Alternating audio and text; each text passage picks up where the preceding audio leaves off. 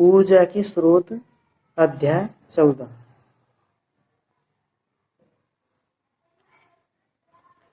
किसी प्लेट को किसी ऊंचाई से गिराए तो प्लेट की स्थितिज ऊर्जा का अधिकांश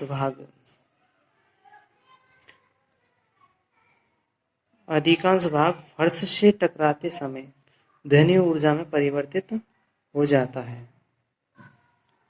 यदि हम किसी मोमबत्ती को जलाते हैं तो प्रक्रम अत्यधिक ऊष्मक्षेपी होता है और इस प्रकार जलाने पर मोमबत्ती की रासायनिक ऊर्जा ऊष्मीय ऊर्जा तथा प्रकाश ऊर्जा में परिवर्तित हो जाती है। किसी भी भौतिक अथवा रासायनिक प्रक्रम में कुल ऊर्जा परिवर्तन शून्य होता है, या फिर कह सकते हैं कि कुल ऊर्जा अपरिवर्तित रहती है, भौतिक हो चाहे रासायनिक प्रक्रम हो।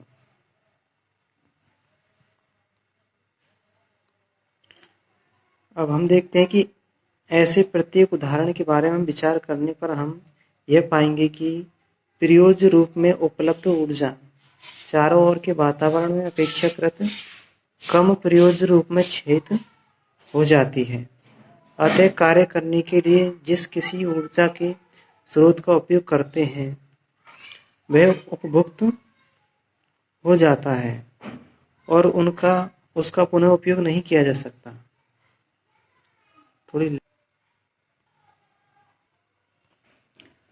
ऊर्जा के उत्तम स्रोत का चयन।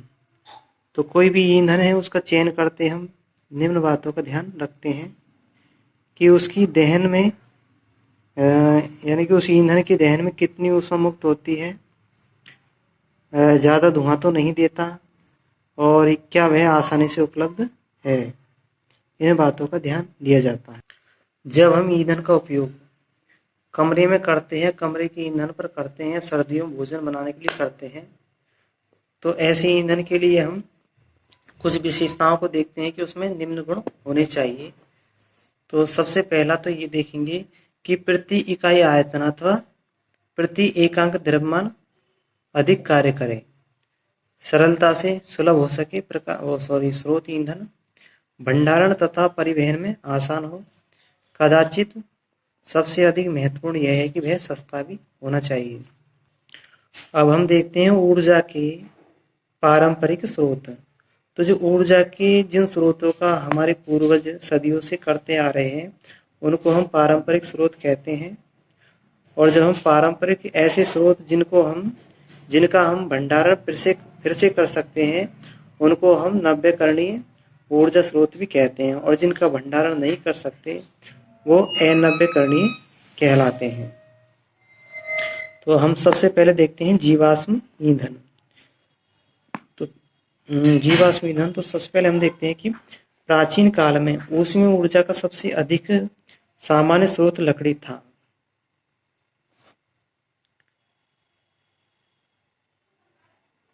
फिर हमने देखा कि ऊर्जा के स्रोत के रूप में कोयले के उपयोग ने औद्योगिक क्रांति को संभव बना दिया है।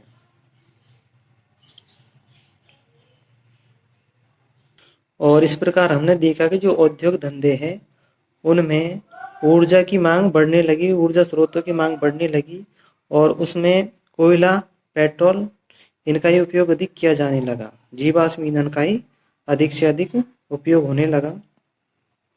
मांग में वृद्धि के साथ साथ इन ऊर्जा स्रोतों का उपयोग करने के लिए प्रौद्योगिकी में भी विकास हो गए। जीवाश्म ईंधन है ये करोड़ों वर्षों में बनते हैं तथा इनके भंडारण केवल सीमित ही है, अतः इनका अधिक दोहन किया जाएगा तो ये भंडारण शीघ्र ही समाप्त हो जाएंगे। तो जीवाश्म ईंधन ऊर्जा एक अनवीकरणीय स्रोत है क्योंकि इसको फिर से भंडारित नहीं किया जा सकता। अतः जीवाश्म ईंधन के भंडारण को बचाने के लिए हमें नवीकरणीय ऊर्जा स्रोतों का प्रयोग करना पड़ा, उनकी खोज करनी पड़ी। जीवाश्म ईंधन का उपयोग हमारे लिए एक चिंताजनक विषय बन गया। अब इस समस्या के निपटारण के लिए ऊर्जा के वैकल्पिक स्रोतों की खोज की गई।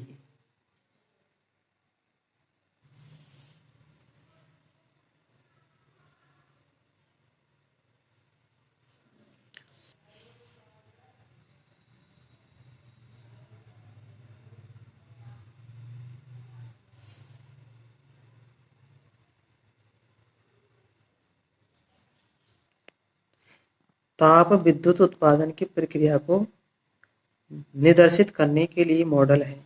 तो सबसे पहले ताप विद्युत से किस तरह से ताप विद्युत ऊर्जा किस तरह से बनाई जाती है। तो सबसे पहले क्या करते हैं, इसका एक डायग्राम है।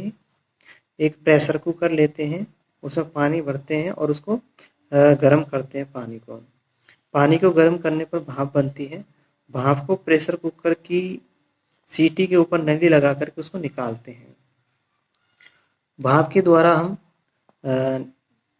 टरबाइन को घुमाते हैं, पंखे को घुमाते हैं, और जैसे पंखा घूमता है तो उससे लगा डायनामा भी घूमने लगता है। डायनामा है तो डायनामा घूमता है, यानी कि जो यंत्र लगा हुआ है मोटर को घूमती है और उससे डायनामा भी घूमता है। तो इसके लिए हम एक साइकिल डायनामा का भी उपयोग कर सकते हैं, और फिर डायनामा से जो ऊर्जा है वो विद्युत उत्पन्न होगी और यह किसी विद्युत युक्ति में जाकर के उसका उपयोग होगा, जैसे बल्ब जल जाता है। तो तापीय विद्युत संयंत्र का मॉडल देखा। अब इसके क्या क्या फायदे हैं। तो समान दूरियों तक कोयला तथा पेट्रोलियम के परिवहन की तुलना में विद्युत संचरण अधिक दक्ष है। तो जीवाश्म ईंधन से दक्षता की तुलना की जा रही है बिजली की। इसका कारण यह है कि बहुत से तापीय विद्युत संयंत्र कोयले तथा तेल के क्षेत्रों के निकट स्थापित किए जाते हैं और ईंधन के दहन द्वारा ऊष्मीय ऊर्जा उत्पन्न की जाती है, जिससे विद्युत ऊर्जा में रूपांतरित की जाती है। तो यहाँ ये देखा जाता है कि जो तापीय विद्युत संयंत्र है, इनका निर्माण उसी जगह पर, स्थापना उसी जगह पर की जाती है जहाँ पर ये हमें कोयला पेट्रोल मिल जाते हैं आसानी से, ताकि इनको एक स्थान से दूसरे स्थान तक पहुँचाने में अधिक समय और परेशानी का सामना नहीं हो, क्योंकि तारों के जरिए विद्युत को एक स्थान से दूसरे स्थान तक पहुँचाना आसान होता है। जल विद्युत संयंत्र एक पारंपरिक स्रोत होने के साथ साथ यह एक नवीकरणीय स्रोत भी है। अब पारंपरिक स्रोत में बहते हुए जल की गतिज ऊर्जा, किसी ऊंचाई पर स्थित जल की स्थितिज ऊर्जा। तो यहाँ क्या किया जाता है कि इसके जल प्रपात बनाए जाते हैं, बांध बनाए जाते हैं। तो ऐसे जल प्रपातों की संख्या बहुत कम है देश में।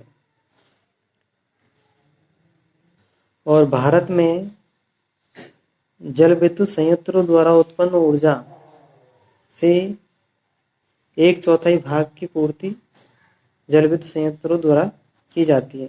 यानी जल विद्युत संयंत्रों द्वारा हमारे देश की कुल ऊर्जा का 1/4 भाग उत्पादन होता है। तो जल विद्युत संयंत्रों का निर्माण किस तरह से किया जाता है कि जल का तल यानी जलाशयों में जल को संचित कर लेते हैं, और संचित करने के बाद में जिससे जल का तल ऊंचा हो जाता है, और बांध के ऊपरी भाग से पाइप द्वारा जल को बांध के आधार के पास स्थापित टरबाइन के ब्लेड पर गिराते हैं, जिससे टरबाइन ब्लेड घूमता है और विद्युत जनरेटर विद्युत उत्पन्न करता है। जब भी वर्षा होती है जलाशय पुनः जल से भर जाते हैं, इसलिए जल विद्युत ऊर्जा एक नवीकरणीय ऊर्जा का स्रोत है। तो यहाँ इसका मॉडल है जल विद्युत संयंत्र का। ये बांध है और जल कपाट है, इनसे जल को निकाला जाता है और टरबाइन घूमता है, नदी में फिर जल छोड़ दिया जाता है। ये जो बांध बनाए जाते हैं ये ऐसे क्षेत्रों पर बनाए जाते हैं जहाँ पर कम नुकसान हो। अब बांध बना तो इनको ज़्यादातर पर्वतीय क्षेत्रों में बनाया जाता है। तो बांध निर्माण के बहुत से नुकसान है, वो कौन कौन से है। पहला तो है कृषि योग्य भूमि समाप्त हो जाती है, मानव आवास डूबने लगते हैं और नष्ट भी हो जाते हैं। बांध के जल में डूबने के कारण बड़े बड़े पारिस्थितिक तंत्र नष्ट हो जाते हैं, पेड़ पौधे वनस्पति आदि जल में डूब जाते हैं तथा अवायवीय परिस्थितियों में सड़ने लगते हैं ये, और विघटित होकर विशाल मात्रा में मीथेन गैस उत्पन्न करते हैं। मीथेन गैस जो है ग्रीन हाउस गैस है। तो इसी कारण गंगा नदी पर टेहरी बांध, यानी गंगा नदी पर टेहरी बांध गढ़वाल टेहरी गांव में बनाया गया था। और नर्मदा नदी पर सरदार सरोवर बांध का निर्माण किया गया था और इस परियोजना का इसी कारण विरोध किया गया था। अब ऊर्जा के पारंपरिक स्रोतों के उपयोग में प्रौद्योगिकी द्वारा सुधार किए गए थे। अब यहाँ देखते हैं सबसे पहले जैव मात्रा।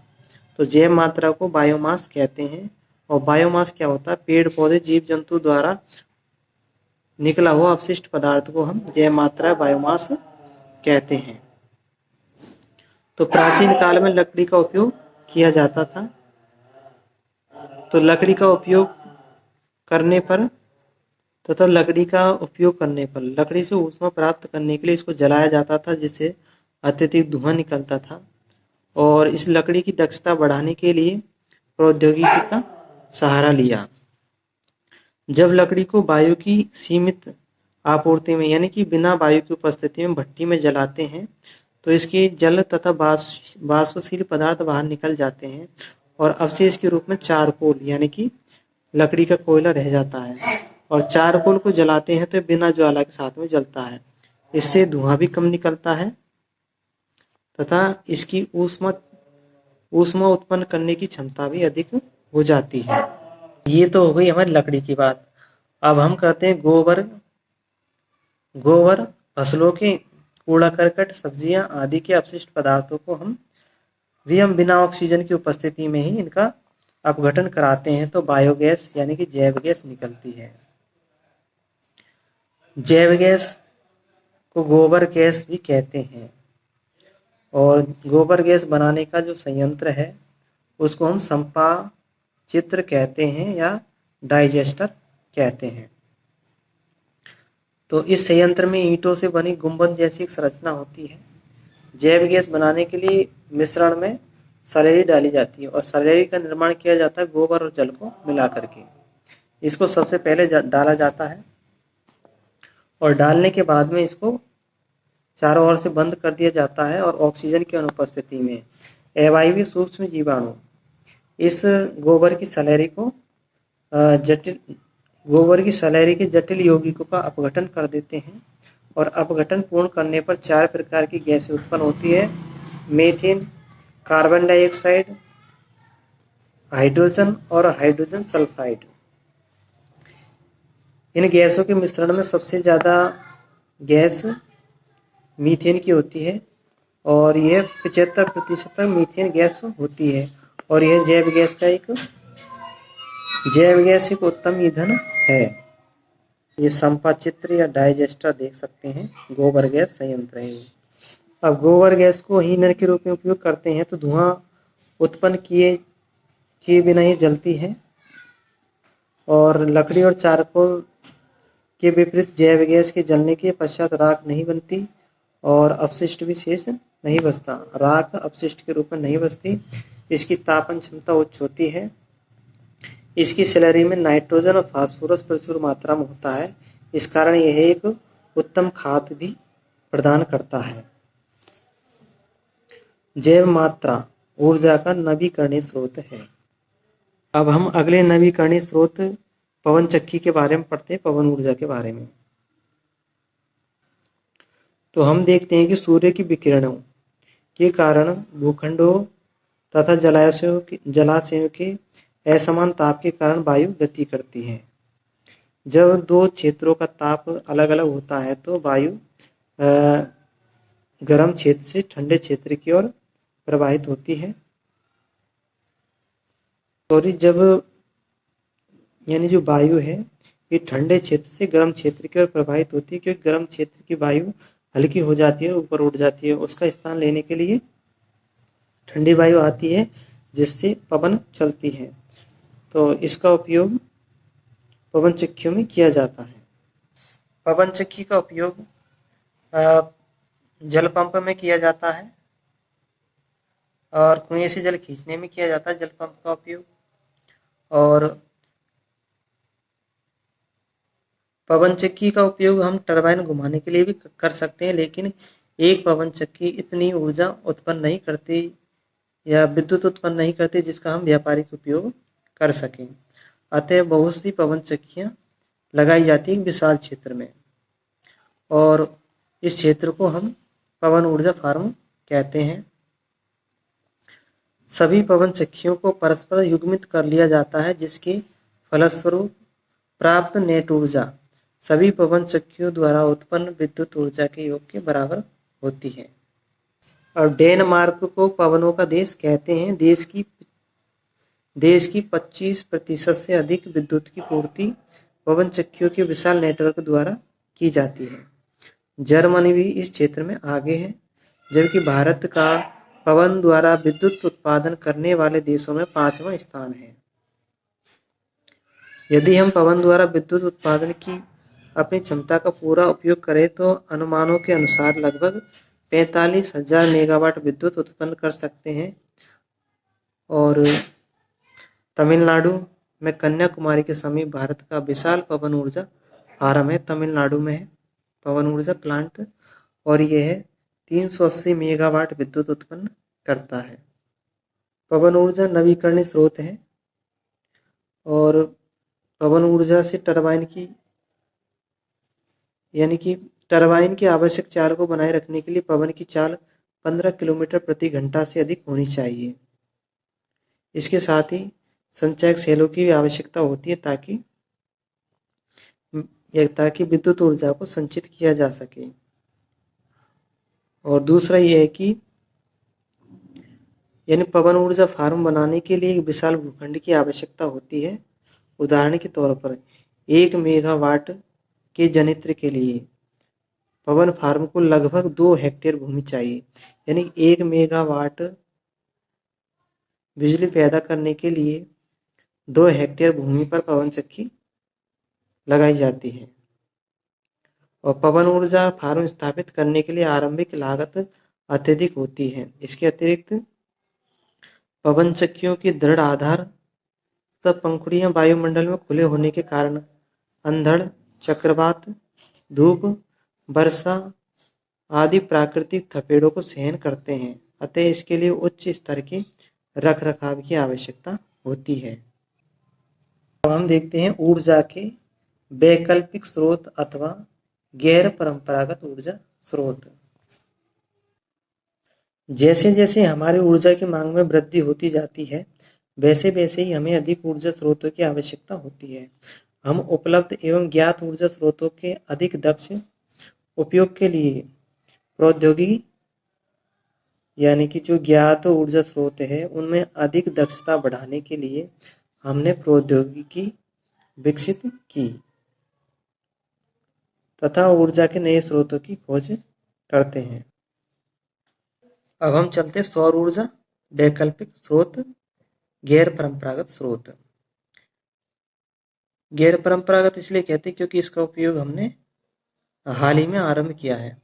तो सूर्य लगभग 5 करोड़ वर्ष से निरंतर वर्तमान दर पर विशाल मात्रा में ऊर्जा विकसित कर रहा है, और यह भविष्य में भी लगभग 5 करोड़ वर्ष तक ऊर्जा विकसित करता रहेगा।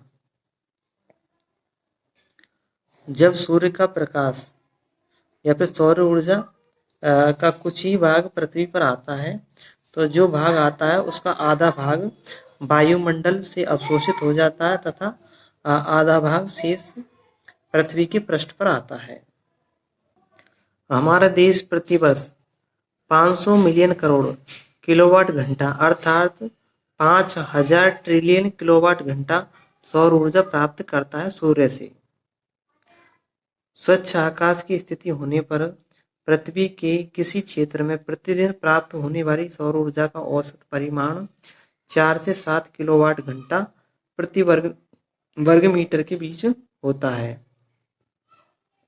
पृथ्वी की वायुमंडल की परिरेखा पर सूर्य की किरणों के लंबवत स्थित खुले क्षेत्र के प्रति इकाई क्षेत्रफल पर प्रति सेकंड पहुंचने वाली सौर ऊर्जा को सौर स्थिरांक कहते हैं। या फिर कहा जाए तो वायुमंडल के प्रति या फिर सौर स्थिरांक उसको कहते हैं जैसे वायुमंडल के इकाई क्षेत्रफल पर प्रति सेकंड पहुंचने वाली सौर ऊर्जा। वायुमंडल के इकाई क्षेत्रफल पर प्रति सेकंड पहुंचने वाली सौर ऊर्जा को सौर स्थिरांक कहते हैं, जबकि इस क्षेत्र को सूर्य से पृथ्वी के बीच की औसत दूरी माना जाता है। सौर स्थिरांक को पृथ्वी और सूर्य के बीचों बीच में माना जाता है। अनुमानतः इसका सन्निकट मान 1.4 किलोजूल प्रति सेकंड प्रति वर्ग मीटर है। तो जो सौर स्थिरांक है इसका मान है 1.4 किलोजूल प्रति सेकंड प्रति वर्ग मीटर अथवा 1.4 किलोवाट प्रति मीटर प्रति वर्ग मीटर है। हम सौर कुकर और अब सर्वसम परिस्थितियों में परावर्तक पृष्ठ जैसे कि जो काला पृष्ठ होता है वो अधिक ऊष्मा को अवशोषित करता है श्वेत पृष्ठ की तुलना में। सौर कुकर तथा सौर जल तापकों की कार्यविधि इसी गुण पर आधारित होती है। सौर कुकरों में सूर्य की किरणों को फोकसित करने के लिए दर्पण का उपयोग किया जाता है। तो सौर कुकर में दर्पण का प्रयोग करेंगे हम, अवतल दर्पण का उपयोग किया जाता है, वही सौर किरणों को फोकसित करता है जिससे इसका ताप और उच्च हो जाता है। सौर कुकर में कांच की सीट या ढक्कन होती है जो एक तरह से ग्रीन हाउस इफेक्ट की तरह कार्य करती है, यानी कि सौर कुकर के अंदर के ताप को बनाए रखती है, बढ़ाती है। अब हम देखते हैं सौर पैनल, जिसको सौर सेल या सौर ऊर्जा भी कहते हैं। तो सौर सेल सौर ऊर्जा को विद्युत ऊर्जा में रूपांतरित करता है। प्रारूपिक सौर सेल यानी कि एक प्रारूपिक सौर सेल आधे से 1 वोल्ट तक की वोल्टता विकसित कर देता है, यानी 0.5 से 1 वोल्ट तक की वोल्टता विकसित कर देता है और लगभग 0.7 वाट विद्युत उत्पन्न कर सकता है। जब बहुत अधिक संख्या में सौर सेलों को संयोजित किया जाता है तब यह सौर पैनल कहलाता है। इस व्यवस्था को सौर पैनल कहते हैं। हम सौर पैनल का व्यावहारिक उपयोग पर्याप्त विद्युत प्राप्त करने के लिए कर लेते हैं। सौर सेलों के प्रमुख लाभ ये है कि इनमें ना तो कोई गतिमान पुर्जा होता है और इनका रखरखाव भी सस्ता होता है। ये बिना किसी फोकस युक्ति के काम करते हैं। इन्हें सुदूर तथा अगम्य स्थानों पर स्थापित किया जा सकता है और ऐसे स्थानों पर स्थापित किया जा सकता है जहां पर बिजली की लाइनें खंभे नहीं पहुंचाए जा सकते। सौर सेल बनाने के लिए सिलिकॉन का उपयोग किया जाता है। सिलिकॉन प्रकृति में प्रचुर मात्रा में होती है, लेकिन सौर सेल में काम आने वाला सिलिकॉन एक विशेष श्रेणी का होता है जिसकी उपलब्धता सीमित है। सौर सेलों को परस्पर संयोजित करके सौर पैनल बनाए जाते हैं और सौर सेलों को संयोजित करने के लिए सिल्वर यानी चांदी का उपयोग किया जाता है। इस कारण इसकी लागत में वृद्धि हो जाती है। उच्च लागत तथा कम दक्षता होने पर भी सौर सेलों का उपयोग वैज्ञानिक तथा प्रौद्योगिकी में इसका उपयोग किया जाता है। मानव निर्मित उपग्रहों तथा अंतरिक्ष अन्वेषक युक्तियों जैसे कि मार्स ऑर्बिटरों में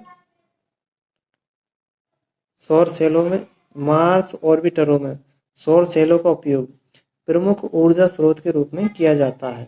रेडियो, जिसको बेतार का तार कहते हैं, सुदूर क्षेत्रों में टीवी रिले केंद्र और सौर सेल केंद्रों में सौर सेल पैनल का उपयोग किया जाता है। यानी रेडियो में बेतार के तार में और टेलीविजन सिग्नलों में रिले सिग्नल केंद्रों में सौर सेल का और या फिर सौर पैनल का उपयोग किया जाता है। इसके अलावा ट्रैफिक सिग्नल, परिकल्पों तथा खिलौनों में भी इसका उपयोग किया जाता है।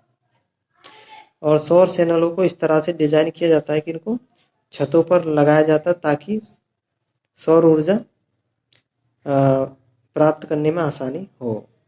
सेल इतना महंगा होता है कि इसका घरेलू उपयोग अभी तक सीमित है।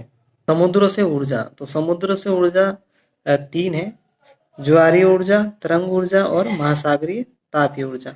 तो ज्वारीय ऊर्जा किस तरह से उत्पन्न होती है? समुद्र के जल के चढ़ाव को ज्वार और उतार को भाटा कहते हैं।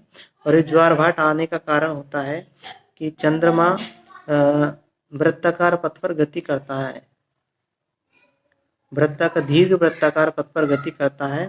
तो 24 घंटे में 2 बार चंद्रमा पृथ्वी के निकट आता है और जैसे ही निकट आता है एक गुरुत्वाकर्षण बल के कारण चंद्रमा अपने गुरुत्वाकर्षण बल से समुद्र के जल को खींचता है अपनी ओर, जिससे कि समुद्र के जल का स्तर ऊपर बढ़ जाता है।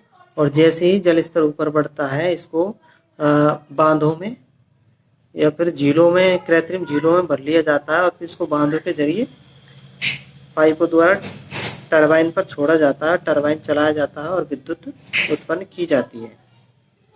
अब तरंग ऊर्जा की बात की जाए तो समुद्र में भी तरंगें उत्पन्न होती है और इस समुद्र तट के निकट विशाल तरंगों की गतिज ऊर्जा को विद्युत उत्पन्न करने के लिए उसी ढंग से ट्रैप किया जा सकता है।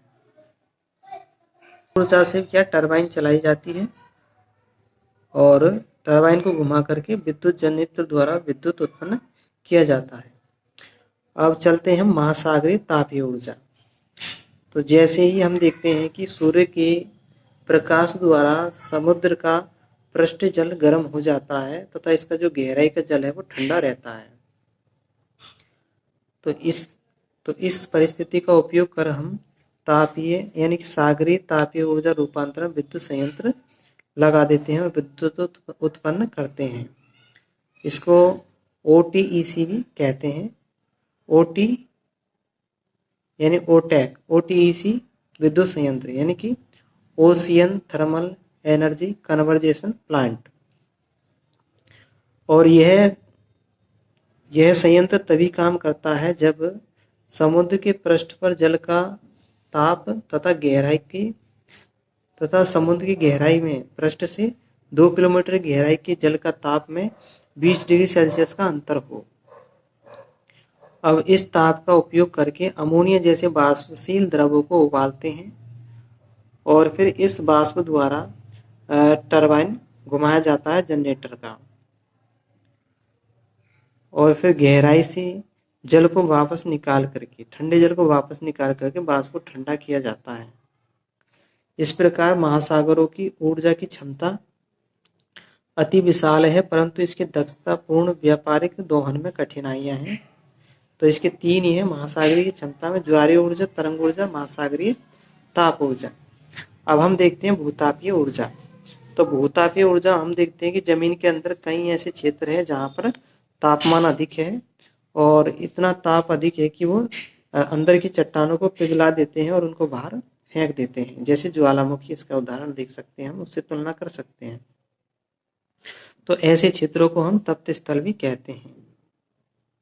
जब भूमिगत जल इन तप्त स्थलों के संपर्क में आता है, जैसे कि भूमि के अंदर जल भी होता है और चट्टानें वहां से निकल जाती है, बाहर फेंक दी जाती है, तो भूमिगत जल ऐसे गर्म स्थानों पर पहुंच जाता है और पहुंचने के बाद में फिर भाप बन करके वो बाहर आता है। और फिर इस भाप जो बाहर निकलती है, उस निकलने वाले मार्ग को हम गर्म चश्मा या ऊष्मा स्रोत कहते हैं। और कुछ स्थान ऐसे होते हैं जहां पर चट्टानें फंस जाती है और गर्म ऊष्मा बाहर नहीं निकल पाती। ऐसी स्थिति में तप्त स्थलों तक पाइप डालकर भाप को बाहर निकाल लिया जाता है और उनसे टरबाइन घुमाया जाता है और विद्युत ऊर्जा उत्पन्न की जाती है। तो जो तप्त क्षेत्र है वो बहुत ही कम है और तप्त क्षेत्रों के द्वारा 2 देश हैं जो विद्युत ऊर्जा उत्पन्न करते हैं, वो है न्यूजीलैंड तथा संयुक्त राज्य अमेरिका। भूतापीय ऊर्जा पर आधारित कई विद्युत शक्ति संयंत्र कार्य कर रहे हैं 2 देशों में। हम देखते हैं नाभिकीय ऊर्जा। तो नाभिकीय ऊर्जा विखंडन अभिक्रिया पर आधारित है। इसमें भारी परमाणु के नाभिक पर निम्न ऊर्जा के न्यूट्रॉनों की बमबारी की जाती है और उनको हल्के नाभिकों में तोड़ा जाता है और विशाल मात्रा में ऊर्जा उत्पन्न होती है। और ये जो ऊर्जा उत्पन्न होती है, ये व्यष्टिगत उत्पादों के द्रव्यमानों के योग से, यानी जो मूल द्रव्यमान होता है पदार्थ का, उसके द्रव्यमान से उत्पाद के द्रव्यमान की तुलना की जाए तो उत्पाद का द्रव्यमान कम आता है। तो जितना द्रव्यमान कम आता है वो ऊर्जा में मुक्त हो जाता है। तो हम 3 भारी नाभिकों का उपयोग करते हैं नाभिकीय विखंडन अभिक्रिया में। वो है यूरेनियम, प्लेटिनम और थोरियम। यूरेनियम का परमाणु क्रमांक 92 है, प्लेटिनम का 78 है और थोरियम का परमाणु क्रमांक 90 है। अब उदाहरण के तौर पर देखा जाए कि यूरेनियम के एक परमाणु के विखंडन में जो ऊर्जा मुक्त होती है वह कोयले के किसी एक कार्बन परमाणु के दहन से उत्पन्न ऊर्जा की तुलना में 1 करोड़ गुना अधिक होती है। नाभिकीय संयंत्रों में नाभिकीय ईंधन स्वयंपोषी विखंडन श्रृंखला अभिक्रिया का एक भाग होता है और फिर इससे उत्पन्न होने वाली ऊर्जा का उपयोग कर हम भाप बनाते हैं और भाप से टरबाइन घुमाते हैं और विद्युत उत्पन्न की जाती है। जो नाभिकीय विखंडन अभिक्रिया है इसमें जो मूल नाभिक का द्रव्यमान और उत्पाद का द्रव्यमान के अंतर को डेल्टा एम से प्रदर्शित करते हैं और डेल्टा एम को ऊर्जा ई में परिवर्तित हो जाती है। अब ऊर्जा ई की दर सन 1905 में अल्बर्ट आइंस्टीन द्वारा सर्वप्रथम व्युत्पन्न यानी कि अल्बर्ट आइंस्टीन ने सबसे पहले एक समीकरण विकसित की थी, ये द्रव्यमान 6 की ऊर्जा की, और यह विश्वविख्यात समीकरण है और समीकरण है E बराबर डेल्टा एम सी स्क्वायर। तो यहाँ C है प्रकाश की निर्वात में चाल है। नाभिकीय विज्ञान में ऊर्जा को इलेक्ट्रोवोल्ट से मापा जाता है और नाभिकीय विज्ञान में मात्रक होता है इलेक्ट्रोवोल्ट। 1 इलेक्ट्रोवोल्ट बराबर होता है 1.602 गुणा 10 की घात 19 जूल है। एक परमाणु द्रव्यमान यानी कि U लगभग 931 मेगा इलेक्ट्रोवोल्ट ऊर्जा उत्पन्न करता है। एक परमाणु द्रव्यमान 931 मेगा इलेक्ट्रोवोल्ट ऊर्जा उत्पन्न करता है यानी कि इसके तुल्य होता है। और हमारे देश में 6 नाभिकीय संयंत्र है और 6 राज्यों में है। तो महाराष्ट्र में तारापुर है, राजस्थान में राणा प्रताप सागर, तमिलनाडु में कलपक्कम, उत्तर प्रदेश में नरोरा, गुजरात में काकरापार और कर्नाटक में कईगा है। हमारे देश में कुल विद्युत उत्पादन का मात्र 3% से कम ही नाभिकीय विखंडन द्वारा विद्युत का उत्पादन किया जाता है, मात्र 3% से कम। जबकि औद्योगिक देशों में नाभिकीय विखंडन से उत्पन्न होने वाली विद्युत ऊर्जा की मात्रा होती है 30% से अधिक होती है और हमारे देश में 3% से कम है और जो औद्योगिक देश है उनमें 30% से अधिक है।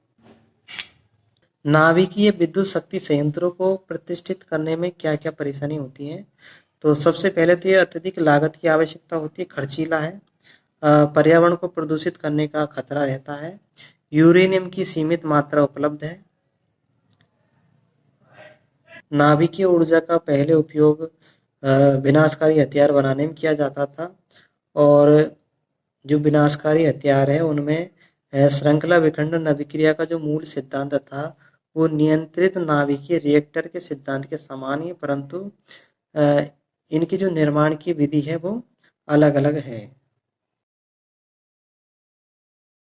नाभिकीय संलयन अभिक्रिया, तो नाभिकीय संलयन अभिक्रिया में इसमें 2 हल्के नाभिकों को जोड़ करके एक भारी नाभिक बनाया जाता है। ठीक है, okay.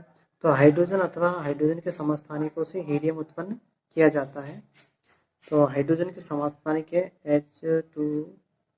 H2 plus helium neutron. तो यह भी आइंस्टीन के समीकरण के अनुसार विशाल परमाणु ऊर्जा निकालता है। इसमें ऊर्जा निकलने का कारण है कि इसमें जो बनने वाले उत्पाद का द्रव्यमान है वो अभिक्रिया में भाग लेने वाले मूल नाभिक के व्यष्टिगत द्रव्यमान के योग से कुछ कम होता है। नाभिकीय संलयन अभिक्रिया का उपयोग सूर्य तथा तारे भी करते हैं।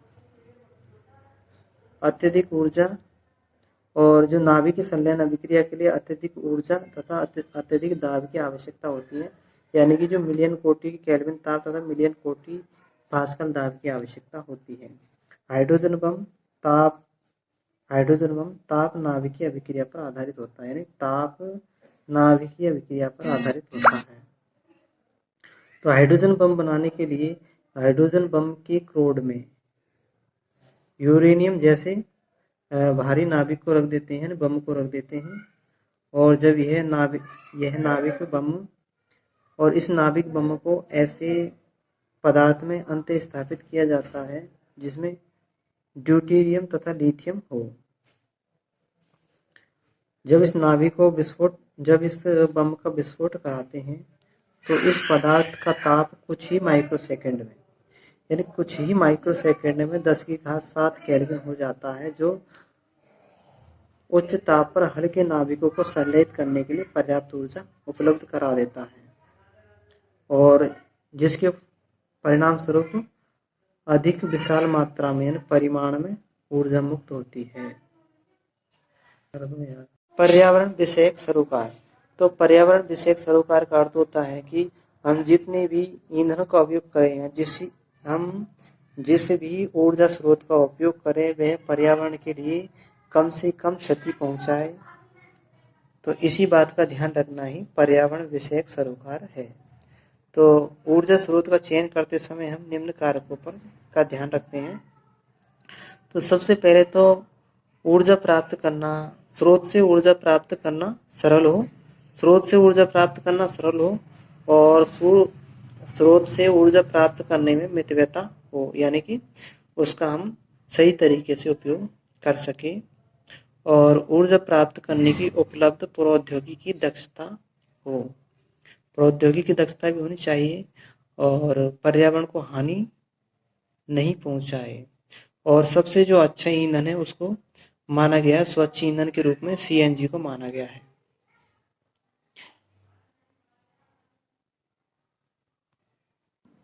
हम नव्यकरणीय और अनव्यकरणीय के विषय में बता चुके हैं। समाप्य होते हैं स्रोत वो अनव्यकरणीय है, और जो स्रोत कभी समाप्त नहीं होते वो नवीकरणीय होते हैं, उनका पुनर्निर्माण किया जा सकता है। हमारी जीवन शैली के स्तर में वृद्धि के साथ साथ हमारी ऊर्जा की आवश्यकता में वृद्धि होती है। हमारी ऊर्जा की आवश्यकता पूर्ति करने के लिए हमें ऊर्जा के उपयोग की दक्षता में सुधार का प्रयास करना चाहिए। साथ ही हमें ऊर्जा के नए स्रोतों को परखना और उनका दोहन भी करना चाहिए। तो यहीं पे हमारा